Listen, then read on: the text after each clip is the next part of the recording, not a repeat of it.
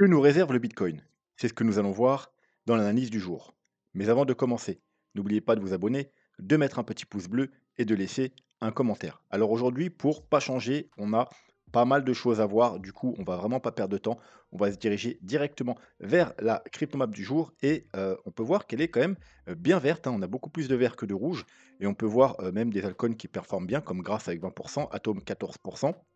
Et sinon, on a des hausses, globalement de 5 à 10 sur l'ensemble des altcoins et pour ceux qui sont en chute, eh bien, c'est plutôt des petites chutes de l'ordre de 2 à 5. Alors c'est un peu, l'inverse de ce qu'on pouvait voir les 2 jours précédents. C'est-à-dire que le bitcoin là, finalement, bon, soit il rebondit légèrement, mais il est plutôt dans une petite consolidation et les altcoins, eux, ils en profitent pour pump. Donc on va voir quand même qu'il faut être, quand même, assez prudent, notamment à cause des marchés traditionnels.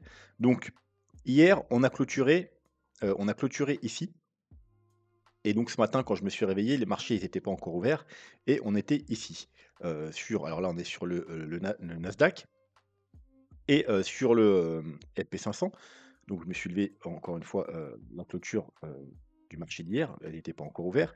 On était ici et donc moi, je me suis dit: «On est parfait pour, on est bien». J'étais plutôt confiant si, bien entendu, on tenait les supports à l'ouverture. Donc je me suis dit: «Si jamais, à l'ouverture, moi, ce que j'aimerais voir, bah, c'est chuter encore un peu, tout simplement pour venir, hein, vous savez qu'il y a il y avait un support là et ensuite le très gros support ici.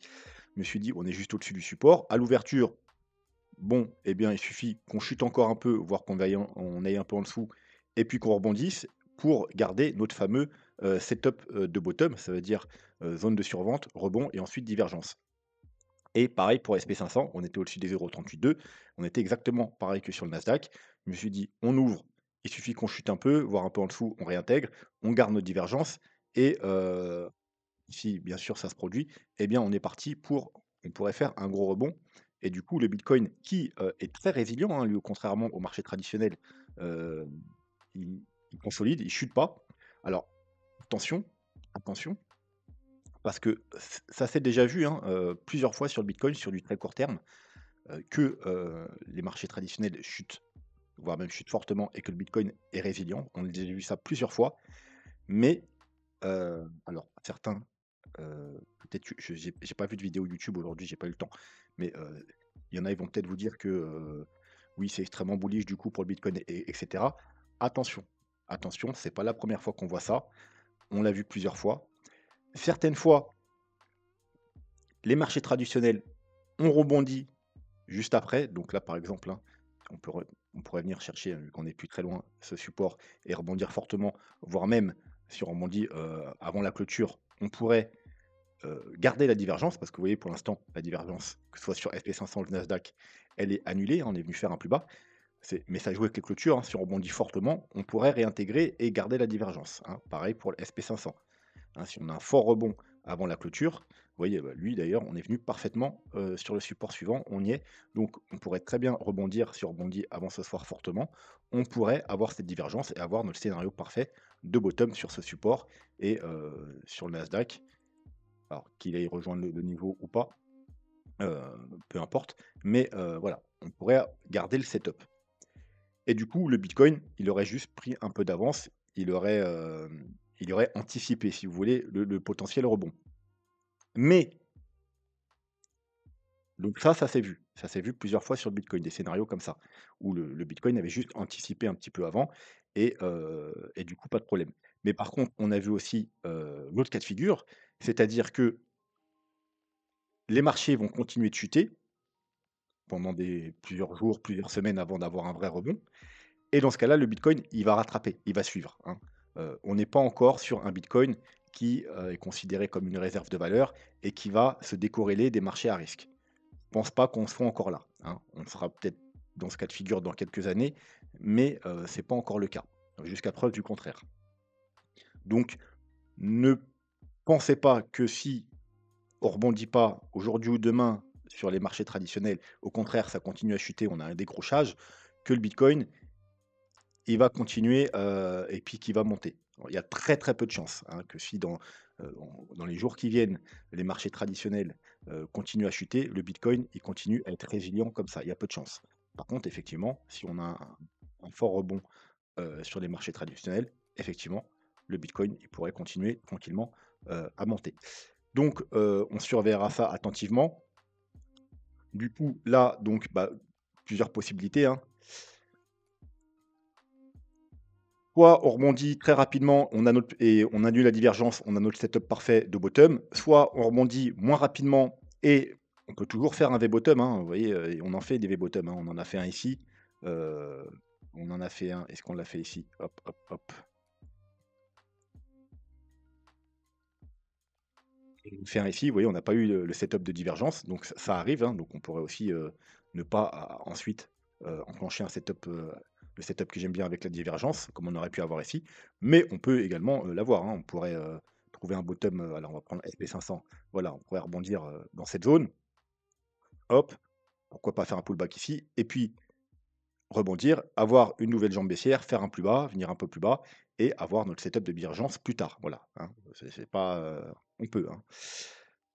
Mais en tout cas, il va falloir être très prudent parce que si on ne rebondit pas, du coup, quand même très prochainement sur les marchés, traditionnels, le bitcoin va suivre, il va rattraper son retard et même la chute risque d'être encore plus violente du coup, hein. Si par contre on arrive à trouver du support et à rebondir sur les marchés traditionnels, eh bien, le bitcoin, il pourra, continuer tranquillement, sa petite hausse et il aura juste pris un petit peu d'avance. Voilà, donc d'ailleurs, on est sur des niveaux très intéressants pour commencer à investir, hein. Moi, je vais commencer à mettre, on est 16. Vous voyez qu'on moi, à partir de 15, je commence à mettre des billes, hein, sur les marchés traditionnels. Alors, bien entendu, moi, sur les marchés traditionnels, j'investis en DCA tout le temps, pratiquement tout le temps. C'est-à-dire chaque semaine, j'ai un DCA automatique, sur SP500, sur Nasdaq. Alors pas sur l'ETF Nasdaq, moi, c'est l'action Nasdaq parce qu'elle suit à peu près l'ETF, sauf qu'en plus, il y a des dividendes. Et puis sur d'autres actions et cetera. Bref, j'investis chaque semaine en automatique, tout le temps, sauf de temps en temps, j'arrête un petit peu quand on est trop haut, hein. Vous voyez, par exemple là, d cette période octobre, décembre, janvier, pendant 3 mois, j'ai pas investi parce que voilà, on était sur des plus hauts. Voilà, de temps en temps, quand on arrive sur des plus hauts, j'arrête pendant 1 ou 2 mois d'investir et tout cet argent en fait, qui n'est pas investi chaque semaine, je mets en pause mes investissements si vous voulez, je le mets de côté. Donc ça, c'est une stratégie. C'est ma stratégie, je vous en parlerai plus dans une autre vidéo, c'est pas le sujet du jour, mais et cet argent de côté, eh bien, je l'utilise justement quand il y a des corrections supérieures à 10. Moi, j'aime bien même, 15. Voilà, à partir de 15, c'est des corrections très intéressantes sur les marchés traditionnels et puis je rachète à chaque fois qu'on arrive sur des gros supports, hein. Donc là, bah, je vais commencer à racheter et puis après, je rachèterai, en DCA, en 3-4 paliers quoi, 15, 20, 25, 30, voilà, toutes les 5 à peu près, je remettrai une petite cartouche parce que, voilà, c'est intéressant. Voilà et tout ça bien entendu, je le fais, sur, Trade Republic qui est pour moi la meilleure plateforme pour investir sur les marchés traditionnels. Voilà, j'en profite aussi pour vous dire que, vous pouvez utiliser les liens d'affiliation qui sont là sur les cryptos, sur Trade Republic pour les marchés traditionnels.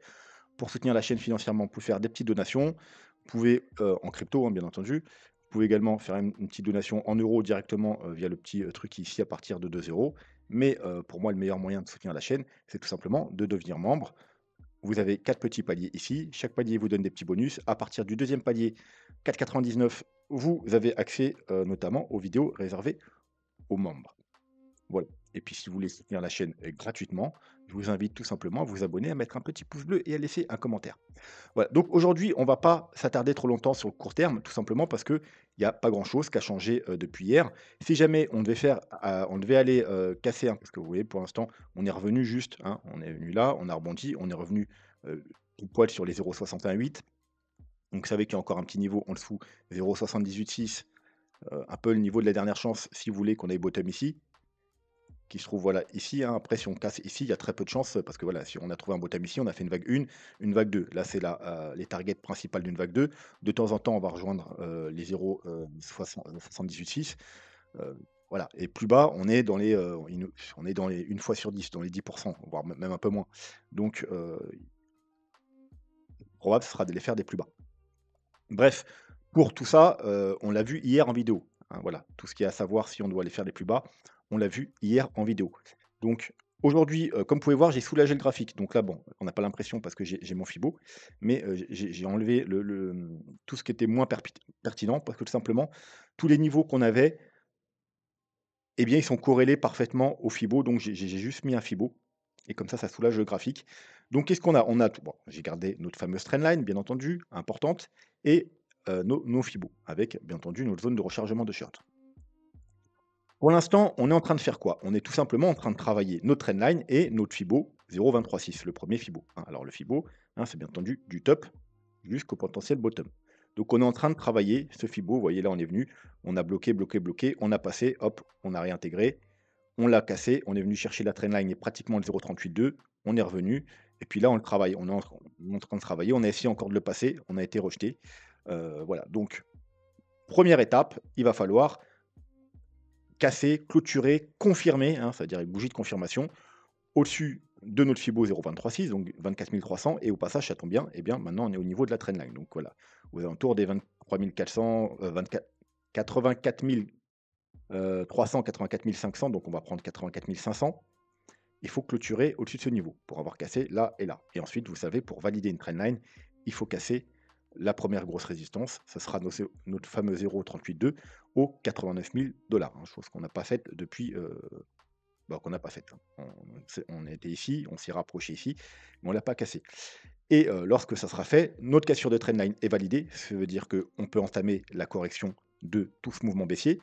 Ce sera validé par le fait qu'on a cassé les 0,382. Comme vous le savez, quand on casse les 0,382, eh bien, c'est-à-dire qu'on n'est plus seulement dans une correction intermédiaire, hein. Vous voyez que là, ici, ça, on corrige juste ce mouvement. Ici, on corrige juste ce mouvement. Ici, on corrige juste ce mouvement. Ici, on corrige juste ce mouvement. Nous, ce qu'on veut, c'est corriger pour avoir un gros rebond minimum, tout ce mouvement. Et en termes de Fibo, ça se produit quand on casse les 0,382. Voilà. Ça veut dire que on inverse la tendance court terme et qu'on a un rebond, hein. Ça ne veut pas dire qu'on va aller to the moon, mais ça veut dire qu'on corrige tout ce mouvement.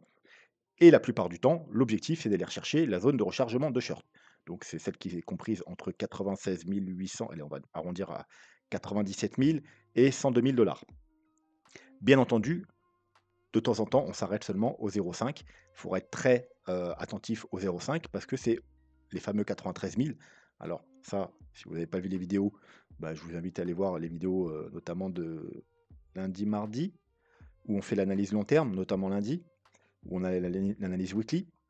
Simplement parce qu'au niveau des indicateurs, c'est un niveau très important. Si on arrive à casser ce niveau-là en weekly, les probabilités qu'on ait fait un bottom, et là je ne vous parle pas juste pour un rebond, mais un bottom pour aller faire des plus hauts, un bottom définitif, augmentent considérablement.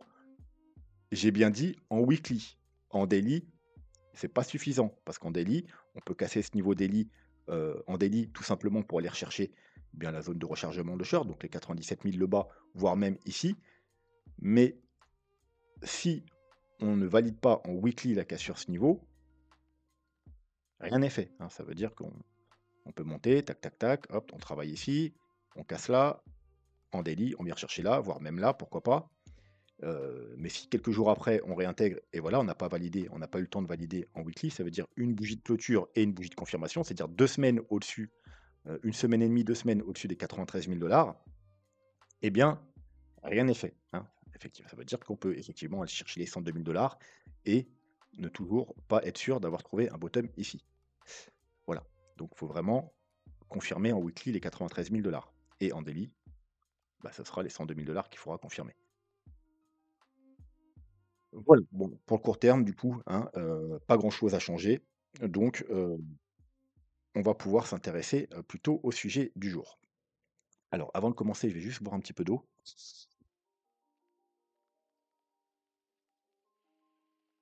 Donc, on m'a demandé, il y a plusieurs personnes qui m'ont demandé, parce qu'on a vu vite fait rapidement hier, hein, je vous ai dit on les verra plus en détail, lorsqu'on aura, heu, une résolution haussière ou baissière. On a vu les plans Elliott Wave Bull, donc les 2 plans Bull. On m'a demandé de voir le plan Bear. Alors, comme je vous ai dit, je vois pas trop l'intérêt tant qu'on n'a pas cassé, les 72 000 $. Alors vous verrez pourquoi après les 72 000 $, mais de vraiment s'intéresser au plan Bear. Mais si je fais des vidéos, bah, c'est pas pour moi, c'est pour vous. Donc si vous voulez que je vous parle de quelque chose, ben, je vous en parle, même si pour moi, c'est pas le moment le plus opportun. quoi qu'il en soit, avant ça, avant d'aller voir le plan bear et bien entendu les targets du plan bear, hein, donc c'est-à-dire le plan bear, c'est quoi? C'est tout simplement qu'on aurait fini le bull market et que là, on serait dans un bear market. Heu, on va parler rapidement, très rapidement, parce que je vous avais dit que j'en parlerai aussi, mais je vais pas m'attarder dessus, sur le cycle du bitcoin, la fin du cycle. Vous savez que normalement, le cycle, alors on va pas revenir sur tous les détails, hein, désolé pour les nouveaux, mais globalement, jusqu'à présent, le cycle du bitcoin, il suit un cycle de 4 ans, notamment entre autres, je dis bien entre autres parce que voilà, c'est pas que ça, mais dû au halving. Donc le cycle, il se compose tout simplement, de 3 ans de hausse, 1 an de bear market, 3 ans de hausse, 1 an de bear market, 3 ans de hausse, 1 an de bear market. Pour l'instant, on a 2 ans de hausse. Ouais, donc il nous manque 1 an à partir du mois de décembre. Voilà, donc théoriquement, le cycle est censé finir en fin d'année, donc novembre, décembre. Allez, octobre, novembre, décembre, janvier, voilà, avec un peu de marge. Voilà, mais en fin d'année. C'est pour ça que beaucoup disent que, c'est pas possible d'avoir fini, tout simplement parce que le cycle n'est pas terminé, par rapport à maintenant. Du coup, il nous manque, au moins 6 mois, voire un peu plus. Alors maintenant, le problème que ça pose, c'est que, comme vous le savez, quand tout le monde s'attend à quelque chose ou quand tout le monde a repéré quelque chose, cette chose, elle n'arrive plus. Pourquoi? Bah, c'est tout simple. Qu'est-ce qu'il nous faut si on veut avoir une fin de cycle au mois de décembre? Au novembre, allez, on va prendre décembre. On va prendre une date au hasard, on va dire le 15 décembre.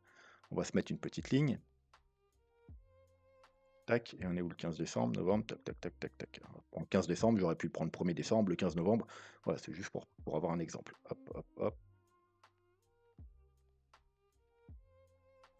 15 décembre, on va se mettre ça en jaune. Voilà.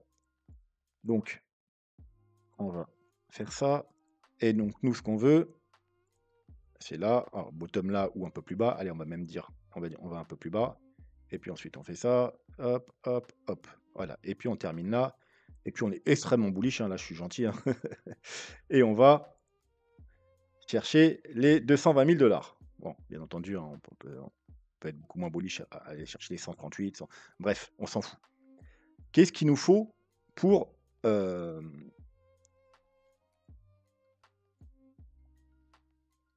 pour avoir un top au 15 décembre?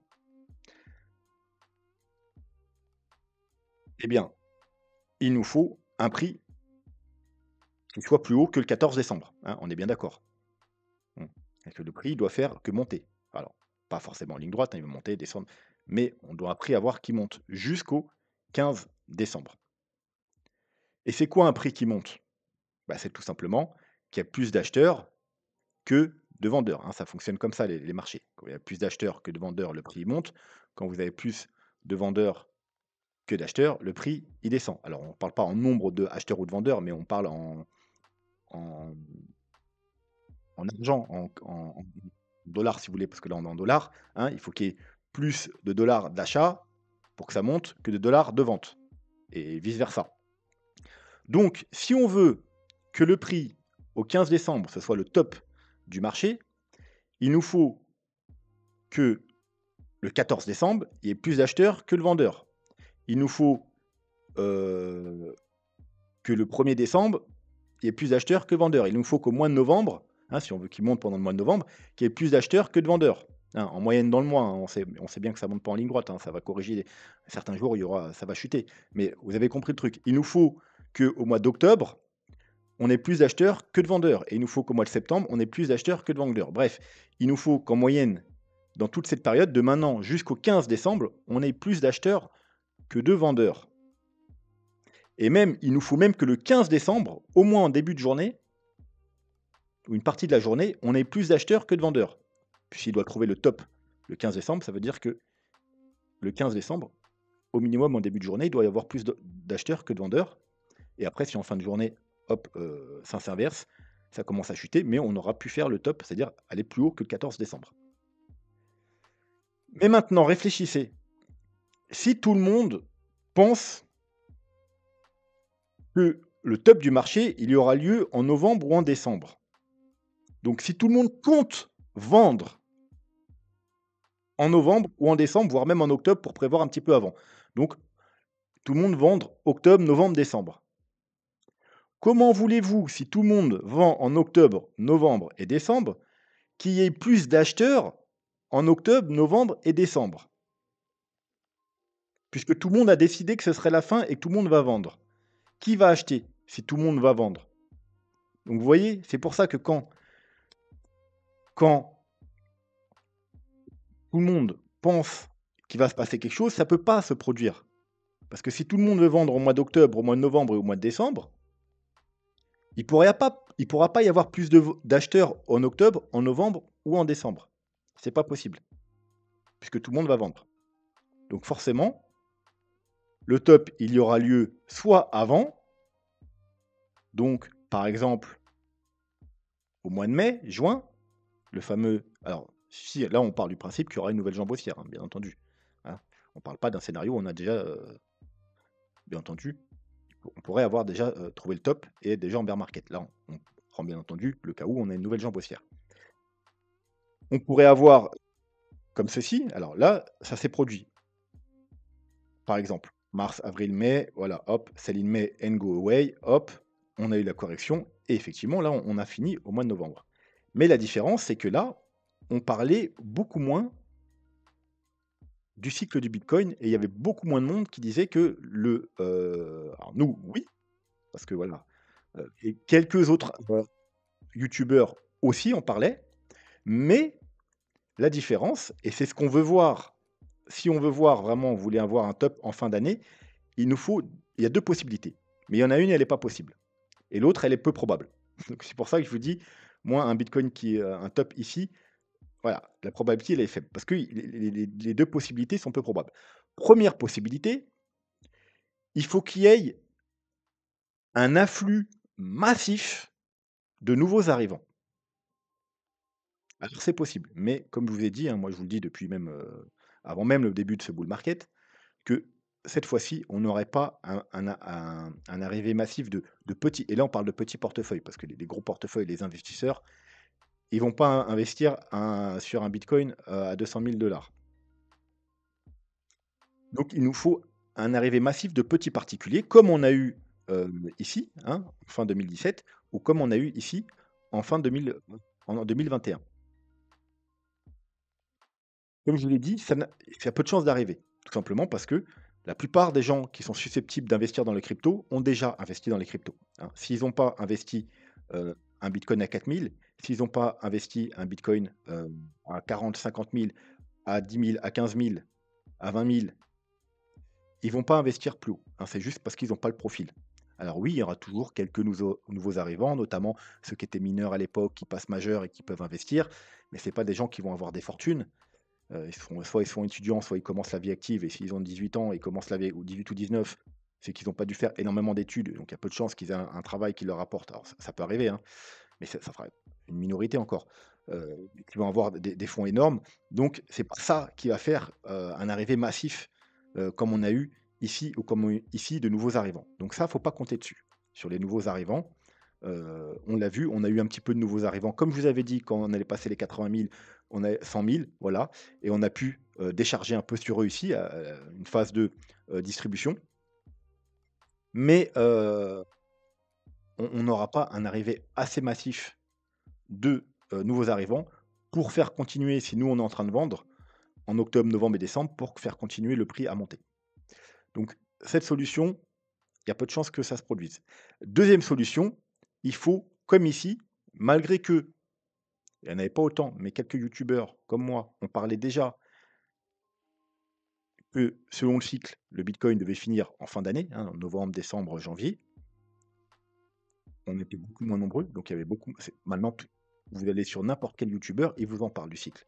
Sur les réseaux, sur Twitter, tout le monde en parle. Tout le monde, tout le monde, tout le monde, tout le monde sans exception. Avant, c'était pas le cas. C'était une minorité. Mais il y en avait quand même. Mais malgré tout, lorsqu'on est arrivé, lorsqu'on était justement au moment du top, la grande majorité d'entre eux, ceux qui vous disiez, des mois avant que ce serait le top du bitcoin, ils étaient tout the moonistes. Ils étaient dans le nenni, ils y disaient: «C'est différent. Cette fois-ci, c'est différent. On va avoir un super cycle». Il y a des gros investisseurs, hein, il y avait déjà MicroStrategy, machin et cetera. Il y avait déjà heu, voilà, il y avait déjà pas plus de gros investisseurs que maintenant. On en parlait, machin, tout voilà. Le bitcoin, voilà, c'était le bitcoin, ça a changé. Il y aura peut-être même plus de bear market, voilà. Le déni total. Donc c'est la deuxième solution. C'est que si effectivement on arrive en octobre, novembre, décembre et que tous les youtubeurs qui actuellement, et je parle pas que des youtubeurs, sur Twitter, tout le monde, tous ceux qui vous parlent d'un fin de cycle en fin d'année, quand on arrive vers la fin d'année, tout le monde, ils sont dans le déni et ils vont dire: «Oui, mais c'est plus pareil, le bitcoin a changé, on va avoir un super cycle, le bitcoin il va aller à 500 000 à 300 000, 400 000, peu importe, ça dépend à combien on est. Si on est à 150 000, ils vous diront 200 000, 250 000». Et que plus personne vous parle d'une fin de cycle, ou ils reviennent sur leurs mots, ils disaient: «Oui, mais en fait non, parce que, avec les ETF, avec tout le monde, réserve de valeur États-Unis, peut-être depuis on aurait eu d'autres news, des nouvelles news, d'autres pays qui font comme les États-Unis. Donc tout a changé et du coup, voilà, on va avoir un bull run qui va durer beaucoup plus longtemps». Si tout le monde tient ce genre de discours, alors effectivement, oui, on pourra avoir notre fin de bull run, en fin d'année comme prévu par le cycle. Mais il faut que tout le monde, bah, du coup, ne vende pas. Voilà. Et si les gens ne vendent pas parce qu'ils pensent qu'on va aller beaucoup plus haut et qu'il y a effectivement des nouveaux arrivants et d'autres même qui buy the dip ou voilà, qui achètent, ceux qui sont déjà là qui achètent et quelques nouveaux arrivants qui achètent aussi, le prix pourra continuer à monter durant octobre, novembre, décembre. Mais c'est à cette seule condition. Et là, oui, il y a de fortes chances justement que le cycle, heu, suive son cours et finisse justement en fin d'année. Mais il faudra que vraiment tout le monde soit dans le déni et plus personne ne parle de fin de cycle en fin d'année, mais beaucoup plus tard, voire même des gens qui vont dire qu'il y aura plus jamais de bear market, machin, et cetera, et cetera. Voilà, donc c'était pour mon avis sur, la fin, du cycle. Donc il faudra être très prudent en cas de nouvelle jambe haussière, parce que effectivement, si on n'est pas dans ce cas de figure-là, on pourrait avoir une fin de bull run un peu plus tôt, bah, notamment le fameux ce qui s'est passé ici, sauf qu'ensuite on n'aurait pas, oui, on pourrait même avoir un gros rebond. Alors il y a peu de chances qu'on fasse exactement la même chose, mais voilà, le premier top, ce sera le top, hein. Donc il y a des chances quand même, il peut y avoir des chances qu'on top, au mois de mai, juin, juillet, voilà, si on doit avoir déjà une nouvelle jambe haussière. Donc il faudra être très prudent à ce moment-là et surveiller bien entendu tous les indicateurs, mais je serai là pour, bien entendu, vous aiguiller. Alors je vais voir combien de temps, dure la vidéo.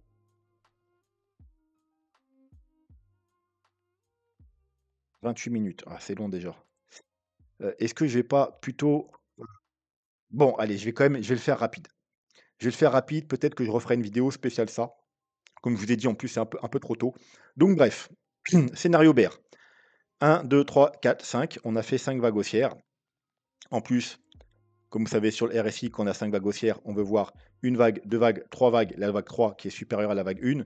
La même chose qu'ici, normal. Vague 4 et ensuite vague 5 en divergence, hein. On fait un plus haut, on fait un plus bas. Bon, bah, on a tout ce qu'il faut. Il nous manque plus qu'à, pour confirmer, casser ça. Vous voyez, on n'a pas encore cassé pour vraiment, dire: «Bon allez, hop, on a fait un plus bas par rapport à ici, allez, c'est confirmé, bear market». Bon bref, on va dire qu'on y est déjà d'après ce scénario. Voilà, on est en bear market et donc on commence une correction. Alors là, je vous ai mis W, X, Y, XZ, ça pourrait être une W, X, Y, ça pourrait être une A, B, C, ça pourrait être un triangle. Bon, on ne sait pas quelle forme va prendre la correction. J'ai mis ça juste parce que voilà, il faut bien mettre quelque chose. Je peux même l'enlever si vous voulez. Hop là, voilà. Et donc là, vous allez voir, il y a plein, plein, plein, plein, plein de petits rectangles. Alors, c'est quoi tous ces petits rectangles? Alors là, c'est très simple. Je suis allé sur un graphique un peu plus vide, hein, plus simple, et avec les deux précédents bear market, ça veut dire celui-là et celui-là, donc celui de 2014-2015 et celui de 2018-2019. Et j'ai pris les Fibos tout d'abord. Donc, qu'est-ce que j'ai fait?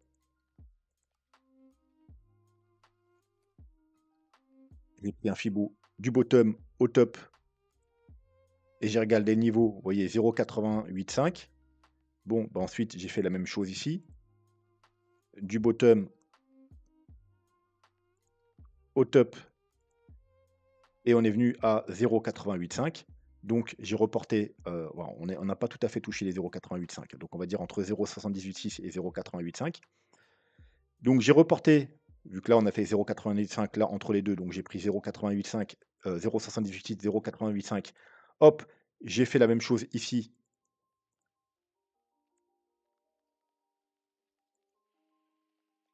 et j'ai mis, alors est-ce que là, et j'ai mis un petit, rectangle tout simplement. Ensuite, j'ai fait la même chose, tac tac, on est où? Voilà.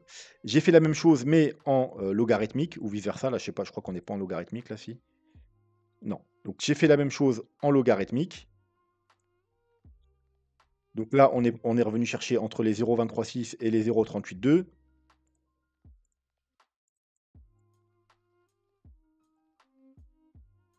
Là, on est revenu chercher les 0,382 et là, on est revenu chercher les 0,5. Donc j'ai mis, vous voyez, 0 j'ai pris 0,382, 0,5, je les ai reportés là, 0,382, 0,5, j'ai mis un rectangle. Voilà. Ensuite, j'ai mis un rectangle sur un retracement classique parce que 1, 2, 3, 4, 5, on part sur une vague 1, une vague 2, donc 0,5, 0,618. J'ai mis un rectangle 0,5, 0,618. Puis j'ai mis un rectangle par rapport aux, extensions. Alors je vais vous le montrer qu'une fois, mais voilà. Hop, extension de Fibo, c'est-à-dire j'ai pris un top, le bottom, le top suivant et vous voyez qu'on est revenu chercher 0,786, 0,85 d'extension. Bon, alors je vais quand même vous le montrer. J'ai refait la même chose ici.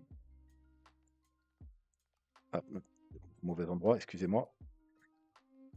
Le top, le bottom et le top suivant qui est là et on est revenu exactement au même niveau. Rechercher les 0,78, 0,85.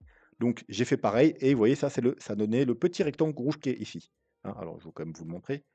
Hop, donc on a dit quoi? Le top, le bottom et donc le top potentiel, voilà.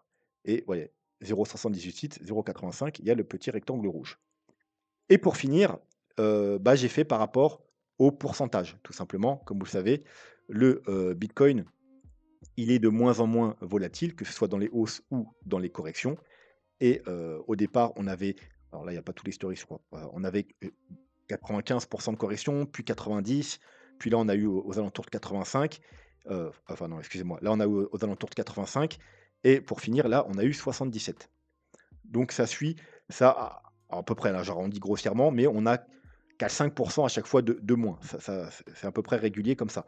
Donc théoriquement, oui, on a eu 77, on devrait avoir aux alentours des 70 si bien entendu, on continue, dans cette lancée, hein. Donc j'ai tapé large, j'ai dit: «Ce bull run, on devrait avoir entre 65 et 75 de chute si on continue comme on a toujours fait» et j'ai mis un dernier rectangle. Je crois que c'est le rectangle violet qui se trouve ici. Voilà et tous ces rectangles, donc ça nous donne toutes les targets si vous voulez, par rapport, au précédent bear market et il y a un dernier rectangle, c'est le rectangle en pointillé. C'est tout simplement là où on a une confluence de tous ces targets. Ça veut dire dans ce rectangle jaune pointillé, on a le rectangle blanc, le rectangle vert, le rectangle, violet, le rectangle rouge et le rectangle rose. Le rectangle rose qui est les pourcentages, 65-75. Voilà, donc dans ce rectangle jaune, c'est le niveau où on a toutes les confluences. Alors après, si on exclut le rectangle blanc, on peut voir que là, on a quand même une concentration de confluence vraiment dans cette zone-là. Donc heu, aux alentours des 29 à 35 000 dollars. Donc aux alentours des 30 000 dollars, on a quand même une grosse confluence. Mais si on veut prendre toutes les targets, c'est-à-dire vraiment avoir une confluence avec toutes les targets, eh bien, c'est le rectangle jaune et le rectangle jaune, c'est des 32 à 41 000 dollars. Ça tombe bien, qu'est-ce que je vous dis depuis, plusieurs mois? Si jamais on a top ici, ma target, c'est entre les 30 et 40 000 dollars. Bon, bah, voilà, on a une confirmation, on a tout un tas de targets et on a vraiment une confluence entre 30 et 40 000 dollars. Une confluence un peu supérieure même aux alentours des 30 000 dollars. Ça tombe bien, rappelez-vous, 30 000 dollars, c'était la base ici, hein. C'était, hein, je vais vous remettre une petite ligne. Alors c'est 31 000, c'était même plutôt 31 000 dollars. Voilà, hop, je vais la mettre en blanc, bien épaisse.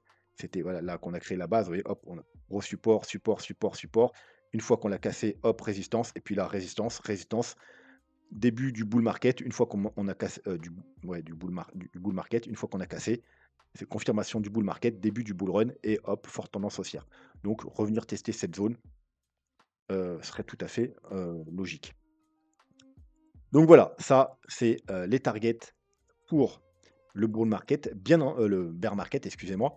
Bien entendu, comme vous le savez, moi j'ai tout un tas d'indicateurs qui est encore meilleur que pour les tops, qui donnent vraiment les bottoms et les périodes d'accumulation, dans les bear market, encore plus précis que ce qu'on a, pour les fins de bull run. C'est très difficile de définir les fins de bull run, puisque c'est des nouveaux, en fait, c'est des nouveaux prix, des choses qu'on n'a jamais atteintes. Alors que les bear market, on revient tester des prix, des zones qu'on connaît. Donc c'est beaucoup plus facile de timer les bottoms que les tops finalement. Et vous savez que ceux qui me suivent depuis longtemps, j'ai des indicateurs, heu, pas mal de petits indicateurs qui me donnent avec précision au moins pas le bottom exact, mais les périodes, la meilleure période pour accumuler, ça veut dire vraiment les zones de bottom, hein. J'entends par là, mes indicateurs, ils sur les précédents, bear market et si je trouve, voilà, ils m'ont donné cette zone-là, ils m'ont donné, cette zone-là d'ailleurs, ils m'ont donné cette zone-là, à la perfection et il y a une raison pourquoi ça devrait changer. Mais, on va pas faire ça aujourd'hui, tout simplement parce qu'encore une fois, il y a aucune raison, tant qu'on n'a pas confirmé, tant qu'on n'a pas cassé les 72 000 eh bien, il y a pas de raison. Le bear market n'est pas confirmé. Alors pourquoi les 72 000 On a vu quoi au début de vidéo? On a dit que lorsque on cassait les 0,382, eh bien et une trendline, on confirme, eh bien, qu'on est en train de corriger tout ce mouvement. C'est-à-dire que ce mouvement est terminé, on le corrige. Après, on pourra reprendre ce mouvement, mais il faut d'abord le corriger.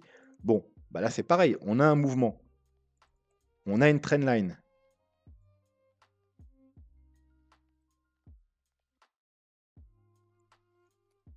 Voilà. Donc, casser la trendline et les 0,382, donc pour ça, on se met un Fibo. Donc là, il est en logarithmique, je pense. On ne veut pas un Fibo en logarithmique. Voilà. Donc, 72 000 on casse la trendline, on valide la cassure des 38,2. On corrige tout simplement ce mouvement. Ce mouvement est terminé, on le corrige.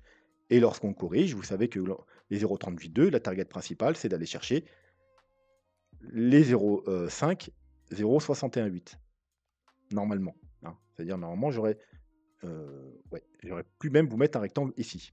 Mais j'ai pas mis de rectangle ici parce que, on sait que le bitcoin est très volatile et que, ces corrections de bear market, ils s'arrêtent pas ou alors 0,618, oui, pourquoi pas, hein, on est aux 51 000 pourquoi pas, mais, en général, il va beaucoup plus bas, il va dans cette zone. Alors bien entendu, si le bitcoin, si on a top ici, il pourrait que du coup, ça veut dire que les cycles auront changé, on n'aurait pas fait 3 ans de hausse, mais 2 ans. Il pourrait également avoir des bear markets plus courts, beaucoup moins puissants, hein, que la perte de volatilité s'accentue, c'est-à-dire au lieu de perdre 4-5 à chaque fois, donc on pourrait, totalement changer, effectivement, ne plus avoir de réel bear market, avoir juste des grosses corrections, un peu ce qu'on a sur les marchés traditionnels, ne plus voir 70-80 sur le bitcoin, mais de voir que 50-60, alors je sais pas 50, c'est déjà une grosse correction, hein, mais voilà, c'est pas ce qu'a fait le bitcoin dans tous les précédents bear market. Voilà, 53, on reviendrait chercher les 0,618 aux 50 000 C'est possible, mais ça veut dire que voilà, le bitcoin, il en aurait fini avec son cycle. Il y aura plus de bear market d'1 an, il y aura plus de hausse de 3 ans, il va prendre un nouveau cycle. Ça, bon, on a déjà vu dans une autre vidéo, je crois que c'était réservé aux membres. Mais voilà et donc effectivement, tout est possible, il faudra quand même être prudent. C'est pour ça qu'on va suivre, attentivement les indicateurs. Mais quoi qu'il en soit, tant qu'on n'a pas cassé la trendline et validé par les 0,382, eh bien, on peut pas parler du coup de bear market parce qu'on n'a pas validé. Alors je vous montre quand même, hein. Alors on pourrait aller le voir sur les cycles précédents, c'est la même chose, mais bon, la vidéo elle a assez duré, hein, je vais juste vous le montrer sur celui-là. Hop, première hausse, on est revenu chercher quoi? Les 0,382. On n'a pas cassé, on continue. Deuxième hausse, on est venu chercher quoi? Parfaitement, les 0,382. On n'a pas cassé, on continue. Troisième hausse, bah, pour l'instant, on n'est même pas venu rechercher les 0,382, hein. Donc si vous voulez en termes de Fibonacci, heu, de retracement Fibonacci, on a moins corrigé que les deux hausses précédentes, hein. Donc revenir aux 72 000, oui, tout à fait possible, hein. Qui fait caout de la trendline, on vient, on casse légèrement la trendline, hop, et puis on peut même faire une petite mèche en dessous, hein. Et puis on repart et on n'a pas mis à mal la tendance haussière. À partir du moment où on casse, les 0,38,2, eh bien, on a cassé la trendline, on casse les 0,38,2, on entre dans la correction de ce mouvement. Donc voilà, bull market, donc on corrige un bull market. Alors bon, bah, ça devient un bear market. Voilà, comme je le dis, et le Bitcoin sort de son cycle, on n'aura peut-être pas de bear market comme les autres. Si on a un bear market comme d'habitude, qui perd un peu de volatilité, les targets c'est 30-40 000, mais bien entendu, ça pourrait changer et avoir un bear market et seulement à 50%, par exemple aller chercher les 50 000 $. Quoi qu'il en soit, ça tombe bien, on a des indicateurs qui nous diront quand on aura le bottom, qu'on soit là, là, là, là ou là, on sera présent pour acheter au bon moment. Allez, voilà, je pense qu'on va s'arrêter là pour aujourd'hui. J'espère que la vidéo vous a plu. N'hésitez pas, si vous avez des questions, ça se passe en commentaire ou également pour soutenir la chaîne. On s'abonne, un petit pouce bleu. Sur ce, moi, je vous dis à lundi. Tchuss.